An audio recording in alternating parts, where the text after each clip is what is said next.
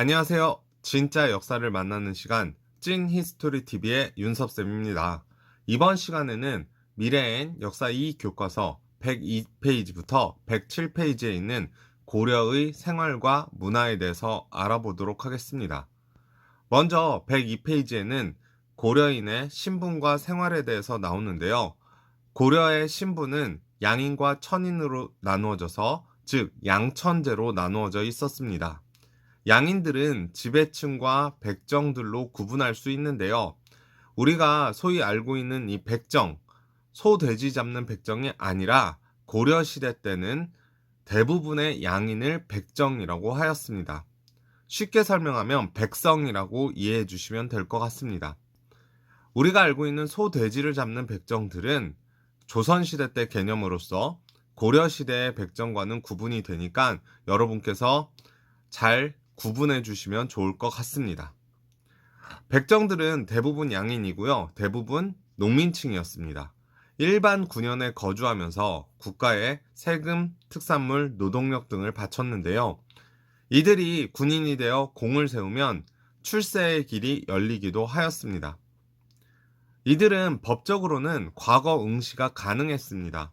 하지만 현실적으로는 이 돈이 많이 드는 부분도 있고, 즉 먹고 살기 위해서 과거 시험을 준비하는 것은 매우 어려웠습니다. 양인 중에서도 지배층을 살펴보면 지배층은 관료와 향리 등, 즉 국가에서 녹을 먹고 사는 사람들을 이야기하였습니다.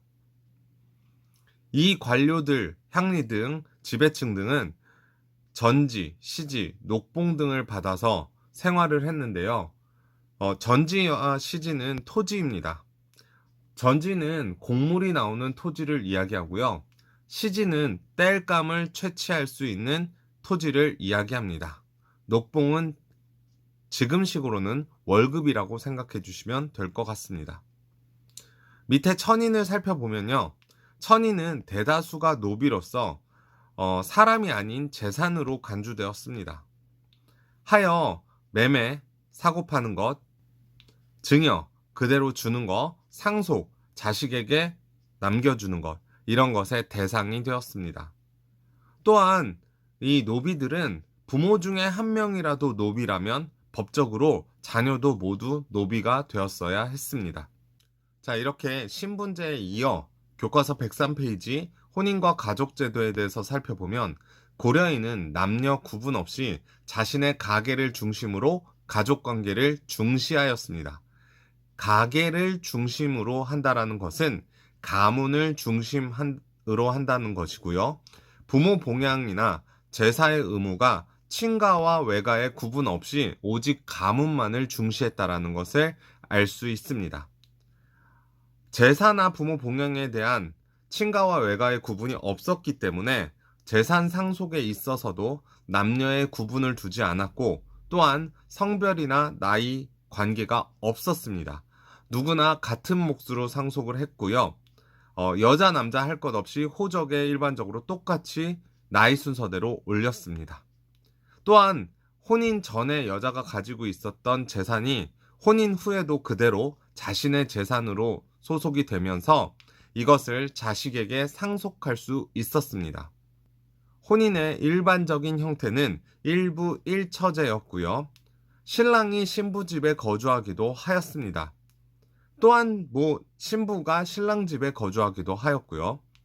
남성, 여성 가릴 것 없이 여성도 호주가 될 수 있었고요. 즉 집의 주인이 될 수 있었고, 남녀 모두 이혼과 재혼에도 제약이 거의 없었습니다.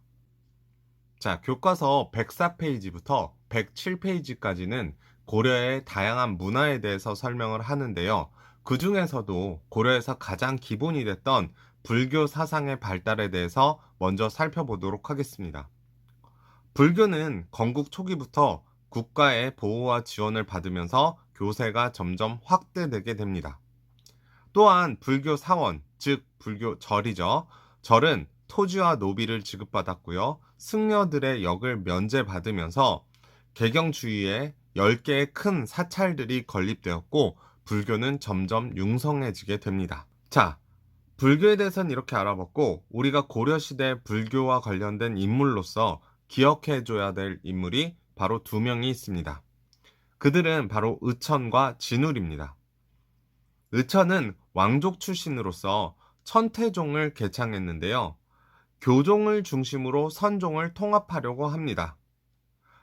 선생님이 예전에도 이야기를 하였지만 교종은 귀족 중심의 교리 중심인 불교의 종파를 이야기하고요. 선종은 백성 중심, 실천 중심의 불교의 종파라고 생각해 주시면 될 것 같습니다. 해서 의천은 교종을 중심으로 선종을 통합하려고 하였다. 즉 귀족 중심, 교리 중심으로 백성을 통합하려고 했다. 또는 실천을 통합하려 했다. 이렇게 생각해 주시면 될 것 같고요. 무신정변이 일어나자 불교계가 무신들과 손을 잡고 여러 가지로 타락하게 됩니다. 이에 진울은 정해결사를 만들어서 불교 본연의 수행을 강조하였고요. 선교를 통합하려고, 즉 선종과 교종을 통합하려고 합니다. 이어서 인쇄술의 발전을 살펴보면요. 고려시대 인쇄술은 목판을 중심으로 한 목판 인쇄와 금속 활자를 중심으로 한 활판 인쇄가 있습니다. 목판 인쇄에서 활판 인쇄로 발전하였다라고 보시면 되는데요. 고려 초기 국가 차원에서 목판 인쇄를 통해 대장경을 조판하였습니다. 만들었다 이렇게 생각해 주시면 되고요. 고려는 거란과 몽골의 침입을 물리치기 위해서 거란을 물리치기 위해서는 초조대장경을, 그리고 몽골을 물리치기 위해서는 팔만대장경을 간행하였습니다. 두 번째로 교장이라는, 속장경이라고도 부르는 교장이라는 이 목판 인쇄물이 있는데요. 이것은 의천이 초조대장경을 보완하고자 만든 것으로서 송나라, 거란, 일본에서 불경 해석서를 모아 목록을 만들고 목판 인쇄로 간행하였습니다. 금속 활자가 발명되면서 다양한 책을 목판 인쇄보다 쉽게 인쇄하였습니다. 이유는 목판 인쇄 같은 경우에는 나무판을 두고 거기에 글자를 양각으로 새기기 때문에 중간에 실수가 있거나 어찌됐건 글자가 틀리면 다시 만들어야만 했습니다. 그런데 금속 활자 같은 경우는 한 글자 한 글자를 조각으로 만들어 놓고 조합을 해서 찍어내기 때문에 실수가 있어도 글자만 바꾸면 됐습니다. 하여 다양한 책을 목판 인쇄보다 쉽게 인쇄하였고요. 기록되어 있는 최초로 만들어진 금속 활자본이 무엇이냐? 바로 상정고금 예문입니다. 그런데 이거는 기록으로만 있을 뿐, 이 상정고금 예문이 무슨 책인지는 알고는 있는데 안타깝게도 현재 존재하지 않고 있습니다. 그렇다면 현존하는 세계에서 가장 오래된 금속 활자본은 무엇일까요? 맞습니다. 바로 직지심체요절입니다. 그래서 우리가 기억해야 될 것은 두 가지인데요. 최초 금속 활자본, 금속 활자로 인쇄한 것은 상정고금 예문, 현재 존재하는 세계에서 가장 오래된 금속 활자본은 직지심체요절이라고 나눠서 외워주시면 될 것 같습니다. 자, 교과서 105페이지 역사서의 편찬을 이어서 살펴보도록 하겠습니다. 제일 먼저 살펴볼 책은 삼국사기인데요. 삼국사기는 우리나라 고대사를 이해하는 데 가장 중요한 자료라고 할 수 있습니다. 인종 때 왕명으로 만들어졌다. 즉 국가의 역사책으로 만들어지게 되는데요. 김부식이 유교사관에 입각하여 편찬을 합니다. 하여 국가 운영과 관련된 서술이 굉장히 잘 되어 있지만 유교사관에 입각하다 보니까 허무맹랑한 얘기나 약간 말이 안 되는 얘기들은 빠지게 됩니다. 두 번째로 동명왕 편입니다. 동명왕이 누군지 아시나요? 맞습니다. 동명왕은 주몽입니다. 고구려를 세운 주몽으로서 이규보가 우리는 고구려를 이어서 받은 나라인데 금나라, 즉 여진족에게 군신관계를 맺었다. 이것에 대해서 강하게 비판하면서 고려의 역사와 민족적 전통을 알리기 위해서 저술하였습니다. 세 번째, 삼국유사입니다. 삼국유사는 원간섭기에 편찬되게 되는데요.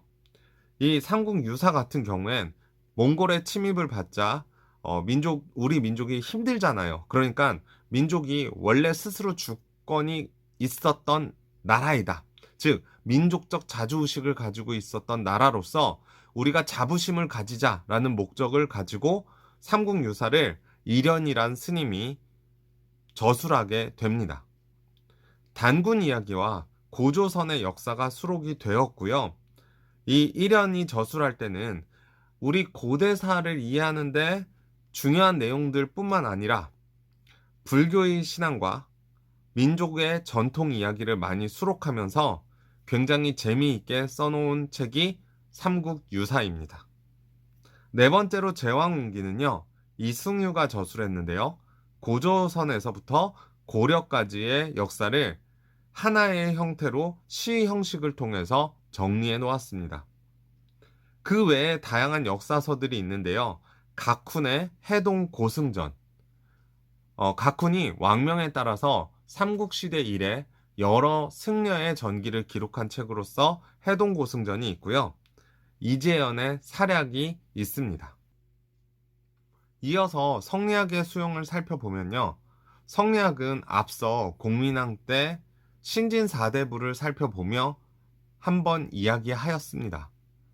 성리학은 남송, 즉 중국의 남송, 주희가 집대성을 하였고요. 유교에서 발전된 형태라고 보시면 될 것 같습니다. 충렬왕 때 안양에 의해서 고려에 소개되게 되고요. 원의 수도에 만든 망권당에서 이재연 등이 원나라 유학자들과 교류를 하면서 성리학에 대한 이해를 높이게 됩니다. 이색은 성리학 보급과 발달에 크게 기여한 사람인데요. 원 유학 후 공민왕을 도와 성균관을 정비했고요. 후학을 양성하게 되는데 대표적인 제자로 정몽주, 정도전이 있습니다. 성리학이 더욱 확산되게 된 계기는 과거 시험 과목에, 즉 관리가 되는 시험 과목에 성리학이 반영되면서입니다. 이 성리학을 통해서 관리가 된 신진사대부는 성리학을 사상적 기반으로 삼았고요. 권문세족과 불교 폐단을 비판하고 개혁을 주장하면서 더욱더 세력이 강해지게 됩니다. 자, 이어서 106페이지와 107페이지 고려의 불교 문화와 공예에 대해서 살펴보겠습니다. 제일 먼저 불교 사원 건축과 석탑을 살펴보면요. 사원이라는 것은 앞서 얘기한 것처럼 절을 이야기하죠. 절의 건축물들에 대해서 살펴보겠습니다. 안동 봉정사 극락전, 영주 부석사 무량수전, 예산 수덕사 대웅전 등이 고려시대의 대표적인 사원 건축물이라고 할 수 있습니다. 또한 석탑은, 즉 돌로 만든 탑은요, 통일신라 시대의 양식을 이어받아 상층 석탑과 다각 다층 석탑이 만들어지게 되고요. 원나라 영향을 받은 탑으로서는 개성 경천사지 10층 석탑이 있습니다. 밑에 부분을 살펴보시면 불상과 불화가 교과서에 나오는데요.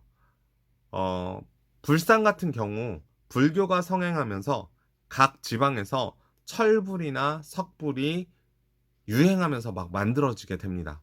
호족들은 자신들의 힘을 과시하기 위해서 철불이나 석불을 만들게 되고요. 더욱더 크게 만들려고 노력하였습니다. 불화는 왕실이나 문벌 가문이 후원을 하면서 굉장히 고급스럽게 만들어지게 되는데요. 일단 검은 비단 위에 금은 가루를 뿌려가면서 화려하게 그린 것이 고려시대의 불화입니다. 자, 이제 마지막 교과서 107페이지 공예를 살펴보도록 하겠습니다. 고려시대의 가장 유명한 공예품으로서는요, 고려 청자가 있습니다. 고려 청자는 초기에는 무늬가 없는 순청자, 순수한 청자로서 만들어지게 되다가 12세기 중엽부터 독창적인 상감법을 활용하여 상감청자가 나오게 됩니다. 상감법이란 무엇이냐? 그릇의 표면을 파고 거기에 다른 색깔의 흙을 메워서 무늬를 냅니다. 그 뒤 초벌구이를 한 다음에 유약을 바르고요. 높은 온도에서 다시 구워내는 것을 상감법이라고 이야기하고요. 이러한 것을 통해서 상감 청자가 만들어지게 되는데 교과서 107페이지 청자 상감 운항문 매병이 이렇게 만들어진 도자기다라고 보시면 청자다라고 보시면 될 것 같습니다. 두 번째 청동기는요. 청동기 표면에 은으로 무늬를 장식하는 은입사 기술이 발달하게 되고요. 마지막으로 나전칠기 제품도 발달을 하게 되는데요. 나전칠기라는 게 뭐냐? 가구나 공예품 표면에 조개 껍데기 등을 붙여가지고 이 가공해서 무늬 만드는 것을 나전칠기 제품이라고 이야기를 합니다. 여기에다가 이제 오칠을 해가지고 702까지 합쳐지게 되는데요. 이게 오칠을 했기 때문에 방수 효과가 있어서 나무가 잘 썩지를 않고요. 약간 나무가 반짝반짝거리는 거 여러분도 보신 적이 있으실 것 같고요. 이렇게 위에다가 니스칠 하는 거랑 비슷하다고 보시면 될 것 같습니다. 그래서 이런 것들을 통해서 일상생활 도구가 나전칠기 제품으로 많이 만들어지게 되는데 이 나전칠기 제품도 고려에서는 굉장히 유명한 수출품 중에 하나였습니다. 자, 이렇게 해서 오늘 고려의 생활과 문화를 봤고요. 다음 시간에는 조선에 대해서 살펴보도록 하겠습니다.